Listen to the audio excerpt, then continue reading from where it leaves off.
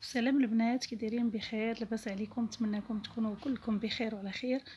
اليوم فيديو جديد تحت طلب ديال بزاف الاخوات اللي باقيين كيصيفطوا ليا فيديوهات، اسئله على الفيديوهات عفوا ديال الصباغه ديال الشعر. كنت نزلت بزاف ديال الفيديوهات يعني وكثير ديال الماركات، منهم كوليستون، منهم انيبريا، منهم بزاف ديال كولاجين، صبغه كولاجين، واللي كانوا يعني ما شاء الله جاني عليهم بزاف ديال التساؤلات. وكاينين صبغات اللي كنت حطيتهم في القناه يعني ونالوا الاستحسان ديال الكثير ديال السيدات والبنات اللي يعني كيعجبهم اللون اشقر، اللون اشقر اشقر رمادي غامق، حتى هو حطيته في القناه وكان نال الاستحسان ديال بزاف ديال البنات والنساء، كيعجبهم بزاف وطبقوا هذيك الصبغه يعني وخرج ليهم اللون ما شاء الله، وفرحوني بالتعاليق ديالهم.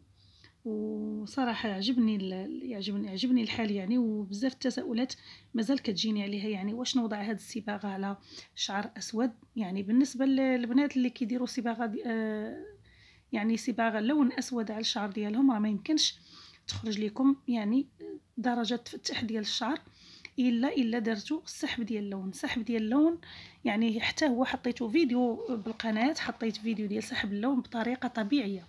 يعني اللي بغات دير سحب ديال اللون يعني في الصالون ممكن ديرو، يعني في صالون عند مختصه كدير سحب ديال اللون، كتحيد لك الصبغه اللي كتكون مديرها من قبل، يعني تكوني مديره صبغه لون اسود او مثلا الالوان اللي من غير الاسود يمكن لنا نفتحوها يعني بدرجه او درجتين، غادي نفتحوا هذاك اللون ويمكن لنا نطبقوا الصباغه لون فاتح، يعني مثلا اللون المارو او اللون البني في الشعر، يعني اللون اللي كيكون مايل الاشقر. هذوك الالوان يمكن لنا يعني من وراء السحب نعملوا اللون الاشقر ولا نعملوا الميلونج راني خليت لكم في فيديو سابق كيفاش تعملوه. يعني بالنسبه للبنات اللي كيبغيو يديروا يعني 2 ارقام ديال الاشقر باش كيتحصلوا على واحد الاشقر اللي زوين بزاف. شوفوا هاد الاشقر البنات، شوفوا الجمال ديالو كيفاش داير، اشقر فاتح كيف كتشوفوه داير، كيجي على هاد الشكل. هذا هو اللون ديالو كتشوفوا، ها هو الشعر مصبوغ. انا غادي نوريكم وغنوريكم الرقم ديال العلبه. اشقر راه فاتح ما واضحش مزيان ها نتوما البنات. دابا انا حاولت باش نبين لكم اشقر كيفاش كيجي، ما شاء الله عليه كيجي اشقر اللي زوين بزاف. كنتمنى الصوره تكون واضحه، اشقر فاتح جدا. بالنسبه للبنات يعني اللي بغا يديروا صبغه اخرى، انا جبت لكم اليوم واحد صبغه اخرى جديده والثمن ديالها اللي يعني رخيص بزاف في المتناول.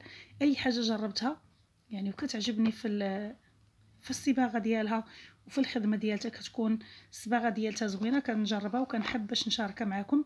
وكما قلت لكم يعني تحت طلب ديال بزاف الاخوات اللي كتكون مثلا كيكونوا في شي دول وما كتكونش عندهم هذيك لا مارك ديال هذيك الصباغه.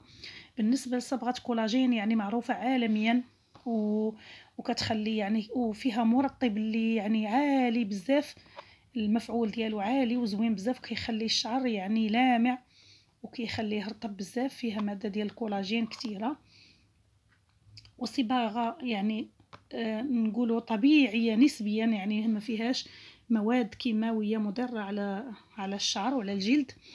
وبالنسبه للاخوات اللي كيكونوا مديرين صبغه يعني لون اسود من قبل، يعني على الاقل تكون دوز واحد المده على الاقل ديال 3 سنوات او سنتين باش يخرج هذاك اللون الاشقر.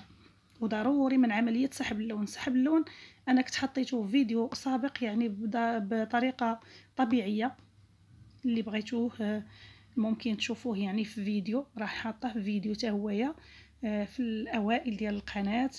قلبوا على سحب اللون، تكتبوا في محرك البحث سحب اللون هدايا شانيل، غادي يطلع لكم يعني بطريقه امنه وسهله. غتطبقوه في البيت وغتعملوه مثلا ودوز مثلا يوم او يومين، يمكن لكم تطبقوا الصبغه.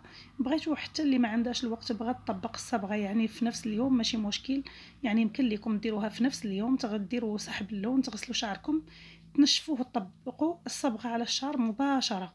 واحسن شيء يعني ممكن ديروه هو ديروا يعني سحب اللون وتخليه تقريبا واحد اليومين او 3 ايام، يعني الشعر يرتاح، دهنوه بحمام زيت وتخليوه، وعاد يمكن لكم تطبقوا الصبغه يعني وما يكونش ضرر على الشعر. هذا هو اللون ديال الصبغه اللي بغيت نشارك معكم اليوم. بالنسبه للبنات اللي طلبوني على شي صباغه اخرى نوع اخر، وهذه البنات راه كتخرج اللون صدقوني من من المره الاولى.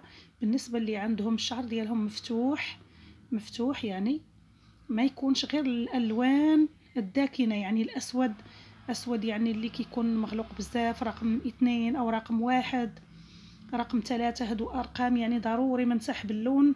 واحسن حاجه ما تكونش مديره الصبغه. حتى بالنسبه للبنات اللي كانوا خلاو لي تساؤلات على حساب الاعشاب، البنات اللي كيستعملوا اعشاب طبيعيه يعني مثلا القرنفل، يعني الخزامه، بزاف الاعشاب اللي كيعملوها يعني كيداويو بها الشعر ديالهم، حتى هذيك راه كتاثر لينا على اللون بحال الحناء، المواد الطبيعيه. حتى بالنسبه للبنات اللي كيستعملوا الحنه على الشعر ديالهم راه ما يمكنش لينا نديروا الصبغه وغتخرج لينا واحد اللون اشقر كما هذا.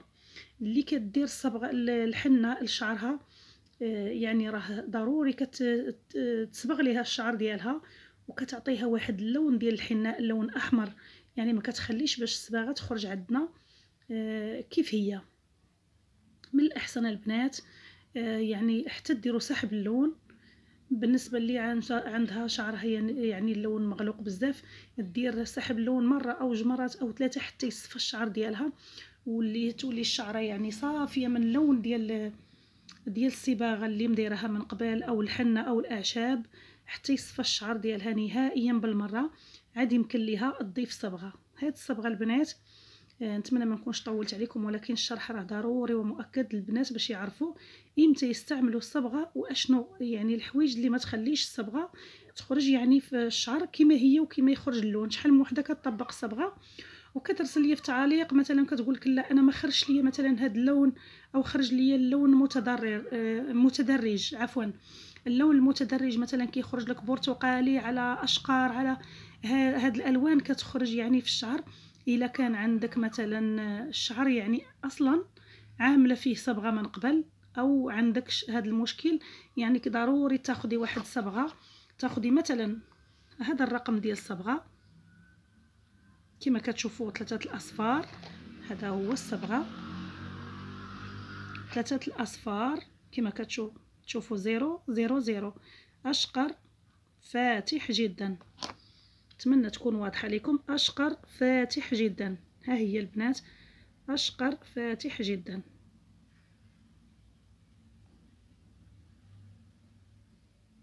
انا حاولت باش نبينها لكم،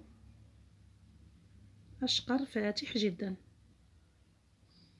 كتاخذوا هاد الصبغه بهذا الدرجه ديال هذا الرقم وتضيفوا عليها واحد النقطه، يعني نقطه من صبغه ثانيه، نقطه من صبغه ثانيه، نقطه يعني واحد شويه، يعني 1 سنتيم شويه من مصحح ازرق. كتاخذوا من عند محلات ديال مواد تجميل، غتاخذوا من عندهم مصحح ازرق. مصحح ازرق راه كاين بحال شامبوان، يعني واحد الانبوبه او قرعه كما كنقولوا بحال لون شامبوان. كناخذوا منها يعني واحد شويه، يعني واحد تقريبا واحد نصف معلقه